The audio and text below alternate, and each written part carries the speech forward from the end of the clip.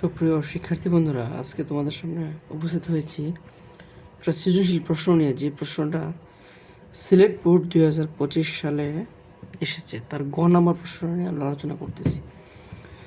V সমান সমান x/2 plus 1/x² তার পাওয়ার 6 এই দ্বিপদী রাশিটির বিস্তৃতি করতে হবে। বিস্তৃতির এক্স বর্জিত পদ ও মধ্য পদ সমান বলতেছে, প্রমাণ করতে হবে এইটা 3x³ - 8 সমান 0।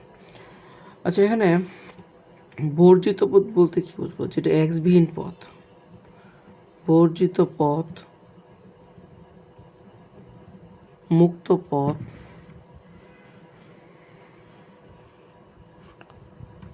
বর্জিত পদ, মুক্ত পদ, আরটা হচ্ছে ধ্রুব পদ।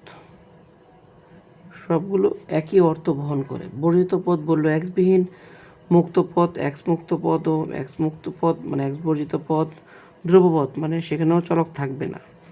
তো এটা যে সূত্রের সাহায্যে আমরা প্রকাশ করবো সেই সূত্রটা হচ্ছে দ্বিপদী পরিস্থিতির সাধারণ পদে যে সূত্রটা আমরা লিখেছিলাম, এক্স প্লাস ওয়াই তার পাওয়ার এন, এত এর আর প্লাস অন্তম পদ যেটা লিখেছিলাম ওই সূত্র আমরা ব্যবহার করব।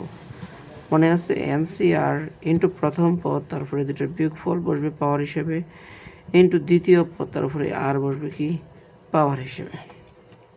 চলো আমরা প্র্যাকটিসে যাই, প্র্যাকটিসে গেলে সেটা ক্লিয়ার হয়ে যাবে। আমরা লিখব বি সমান সমান,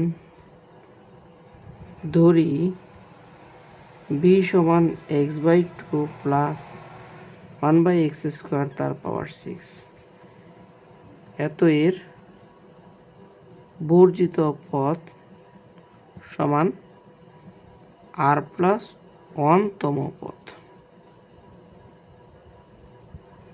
আর প্লাস 1তম পদকে আমরা বর্জিত পদ মনে করে নিলাম। তো বিস্তৃতি করলে আমরা কি লিখব? এখানে লেখা আছে 6 সি, এখানে লেখা আছে আর 6c আর ইন্টু প্রথম পদ, প্রথম পদের পাওয়ার লিখতে হয় 6 - এর আর, ইন্টু দ্বিতীয় পদ 1/x² তার পাওয়ার হবে কত এ আর। প্রথম পদের ক্ষেত্রে এটা থেকে এটা বিয়োগফল, দ্বিতীয় পদের ক্ষেত্রে শুধু নিচে যে সংখ্যাটা থাকবে সেটা উপরে যাবে। তো এবার হিসাব করার পর লিখব 6cr into x⁻6 - r 2⁻6 - r, পাওয়ারটা আমরা বন্টন করতে দিলাম।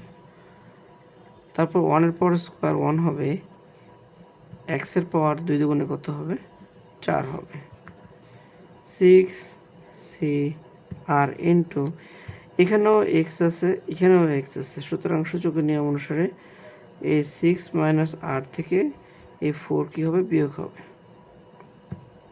ইন্টু 1/2 এটার সামনে এটার উপর থেকে 1 সরাই দিলাম, তাহলে 1/2 6 - r 6cr ইন্টু 6 থেকে 4 বিয়োগ করলে কত হবে 2 হবে, 2 - এর r ইন্টু 1/6 - এর r। যদি কখনো আমরা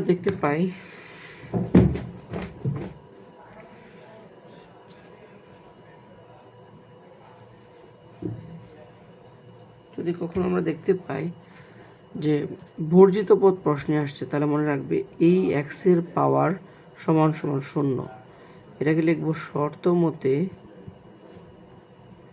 2 - r সমান 0,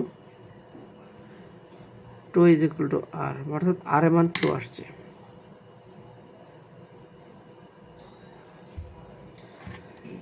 এবার আমরা লিখব অতএব 2 + 1তম পদ, এখানে লিখব হচ্ছে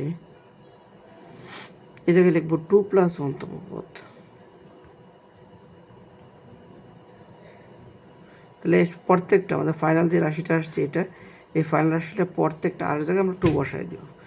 6c2 ইন্টু x⁻2 - 2 ইন্টু 1/2 - 2। তো 6c2 মান কত হয় এটা আমরা ক্যালকুলেটর ব্যবহার করব।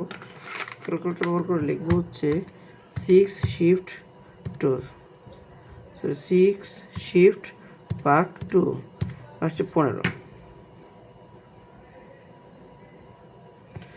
x⁻0 ইন্টু 1/6 - 2 মানে 4 আসতেছে। x⁻0 মান 1 লেখার প্রয়োজন মনে করছি না, 15 × 4 মানে কত আসলো 16। এটাই হচ্ছে এক্স বর্জিত পদ। দেখো এই পদের মধ্যে কোনো এক্স বলে কিছু নেই।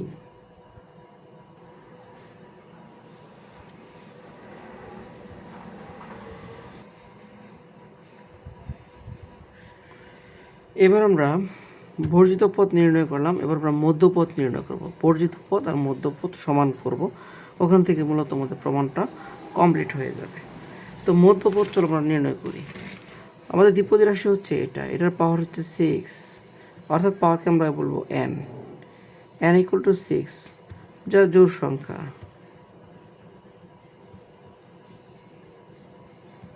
গত ক্লাসে আমরা লিখেছিলাম মধ্যপদ নির্ণয়ের সূত্র। যদি n এর মান জোড় হয় তাহলে মধ্যপদ একটি, সূত্র হচ্ছে n/2 6/2 প্লাস 1তম পদ,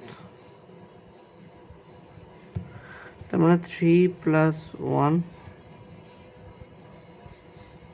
1তম পদ।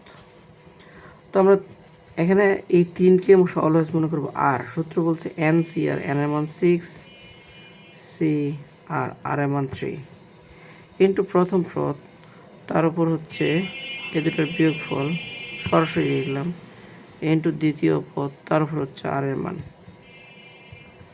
6C3, 6 শিফট ভাগ 3 লিখলে আসতেছে 20, x³ বাই 2³ মানে 8, 1/x⁶।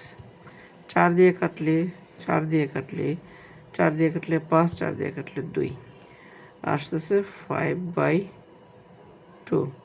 x³ কাটারি করলে x³ মানে x³ নিচে থাকতেছে। এই চলে আসছে আমাদের মধ্যপদ। প্রশ্ন মতে হচ্ছে মধ্যপদ এবং বর্জিত পদ দুটো সমান। আর্গণ করার পালা। আমরা যদি আর্গণ করি তাহলে 15 দুগুণে 30 x³,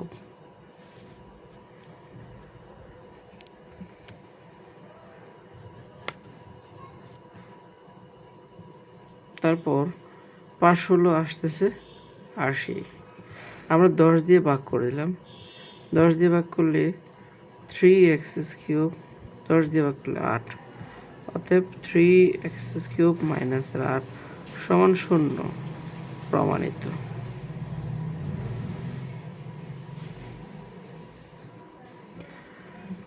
ক্লাসটি কেমন লেগেছে তোমরা লাইক কমেন্ট শেয়ারের মাধ্যমে জানিয়ে দিতে পারো। যদি ভালো লাগে তোমরা সাবস্ক্রাইব করতে পারো, তোদের বন্ধুদেরকে জানিয়ে দিতে পারো। ধন্যবাদ সকলকে।